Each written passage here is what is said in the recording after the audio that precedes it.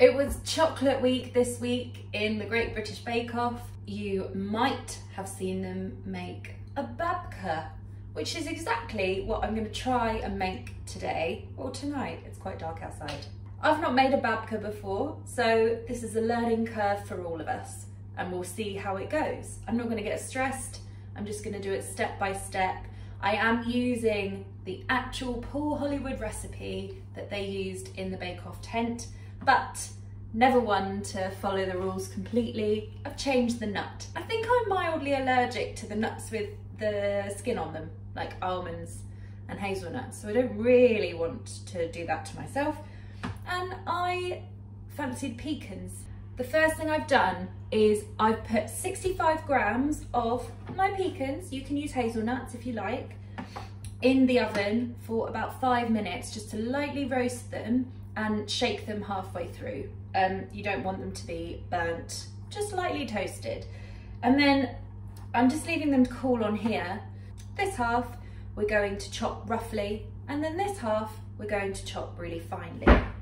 Moving on swiftly, in this pan here I've got 100 grams of unsalted butter, 150 grams of caster sugar, and 80 grams of dark chocolate. And I've got this on a very low heat, and it's just going to slowly melt, so keep your eyes on it and keep stirring it. This is all going to be our filling of the babka. While that is melting, and you can leave it for a second, don't leave it for too long, you need to weigh out 40 grams of cocoa powder because we're going to add that in when this is melted. Winter's here. I wanted to put something cozy on. You should do the same. Keep your eyes on this gloriously healthy mixture, and it's just gonna melt down. But if you do just let it go by itself, then the chocolate will probably split and that'll be a mess. The only issue I have with this recipe and babkas and enriched doughs in general is that you probably will need to use a mixer for this. If you've got an electric whisk, sometimes they come with little bread hooks on them, so you can always try those. I've never used them, so don't use that as an endorsement, but they're normally quite wet doughs, so you do need to have some technical assistance. I've been trying to avoid doing that sort of thing because I want my recipes to be easy for all, but I wanted to do a bake-off thing, and I've already done a brownie recipe, so I do think that babka was a good one to do. So if you do have an electric whisk and you don't have a mixer, maybe try that. I did Google it today just to see, and some people have done it without a mixer, but I'm not sure. But you're more than welcome to give it a go if you are determined. I would just stick to kneading in the bowl because otherwise your kitchen is going to be a nightmare. The butter's now all melted. I'm just going to keep stirring for a little bit because the sugar needs to kind of dissolve a little bit. It still looks a bit grainy. So just keep mixing until it looks a bit smoother. So I'm going to turn off the heat now and then sift in your 40 grams of cocoa powder and then give it a good mix. And when that's all mixed in, just pour it into a bowl and then leave it to cool down, and it will start to get a bit thicker as the butter cools down and everything. Now we're going to start with our dough. So in my mixer, I've got 275 grams of plain flour. You don't need bread flour for this one. 25 grams of caster sugar on one half of the bowl with half a teaspoon of fine salt. And then on the other half of the bowl, I've put 5 grams of yeast.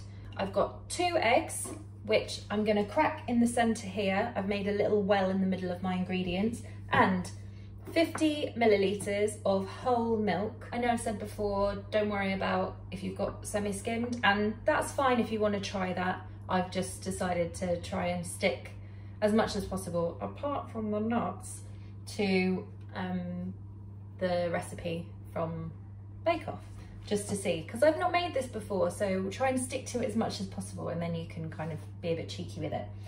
Dough hook. I'm going to crack my 2 eggs in here.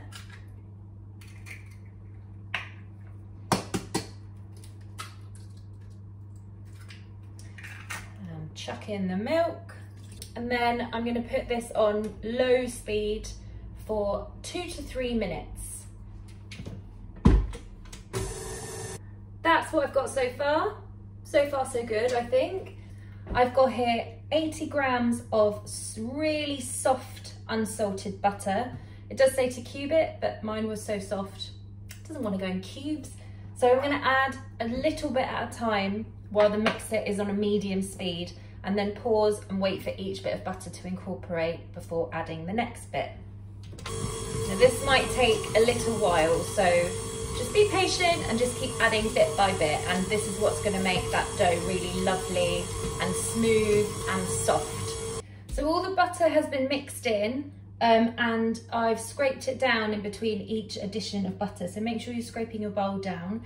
Now it looks really like a sticky mess, so I'm going to keep on kneading because it will go past that sticky, messy stage, hopefully, and become a nice ball of dough. So don't despair if yours looks like this. We just have to keep going with the mixer and it will hopefully get there. That took about 5 minutes and it looks a lot smoother. It's quite nice. So hang on. There we go. I'll just be down here for a moment. So I've dusted the worktop with some flour, and I'm going to just give it a little bit of a knead just to see what it's like, and then roll it out to a rectangle. So I'm just going to give it a little knead. It's quite nice. Feels very nice. It's a nice smooth dough. Try and get it in as rectangular shape as possible. So it should be about 40 centimetres by 30 centimetres. No, I'm going to roll it again. So now we're going to spread our cooled chocolate mix over the top, leaving a 1 centimetre gap around the outside, and then sprinkle over all of those nuts.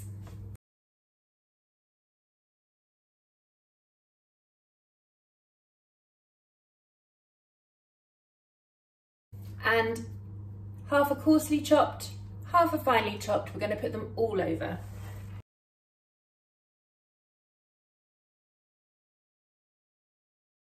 If you've seen the Belgian bun recipe video, it's exactly the same. We're just going to roll it up. So the edge closest to me, I'm going to do a tight roll, and then we're going to put the seam underneath. And take your time. There's no rush.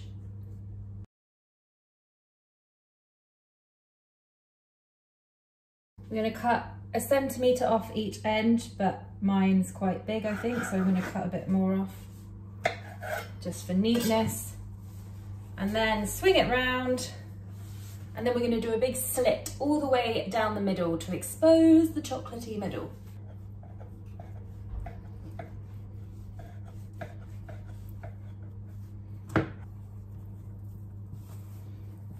Okay, don't panic, because I am. The next thing, he says, gently press the top of each of these ends together to seal. I haven't completely cut all the way through, but maybe I should. Okay, right, got it. So you cut it all the way down, and then at the top, you open it up and then put that bit together to seal it like that. And then we're gonna, oh my God. We're just gonna keep, you know, twisting it. It's getting longer, guys. I don't know how this is working out. Apparently that's all supposed to fit in one tin, and I'm going to get it all in one tin, but it might not look like it did on the Bake Off. We'll see what happens. I have a lime tin. I'm just going to put it in the tin and get it all to fit.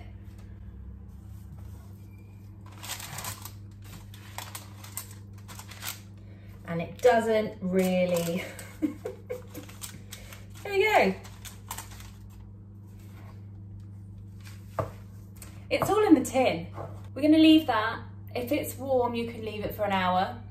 If it's not so warm, we can leave it for 2. So it just needs to kind of double in size.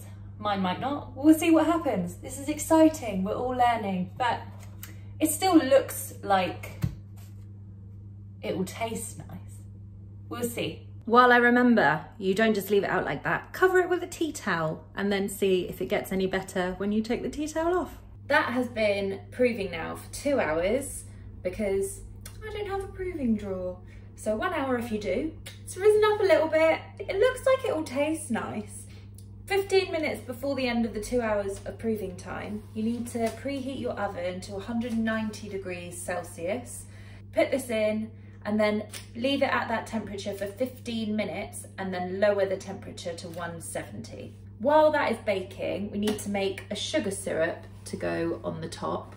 So take 100 grams of caster sugar and 100 grams of water. Ta-da! And then just put that on a heat and stir until the sugar's dissolved. When that starts to bubble, stop stirring it and then leave it just to simmer away for 5 minutes until it thickens up a little bit. And when you've turned the oven down to 170, then it needs to bake for a further 25 to 30 minutes until a skewer comes out clean. It's out of the oven and a miracle has happened, guys, because, I mean, that's chocolate, that's not burnt. I'm quite happy with that. So, what you need to do, before you get ahead of yourself, look at it.